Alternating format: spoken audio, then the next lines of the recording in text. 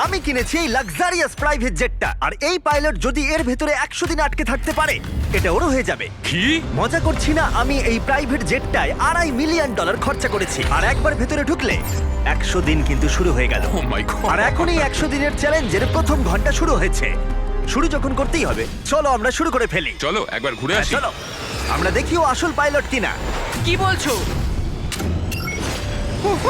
যদি আরমান্দ এই প্লেনের ভেতরে 100 দিন কাটাতে পারে, তাহলে ও এই প্লেনটা জিতে নেবে আর পৃথিবীর যে কোনো প্রান্তে চলে যেতে পারবে।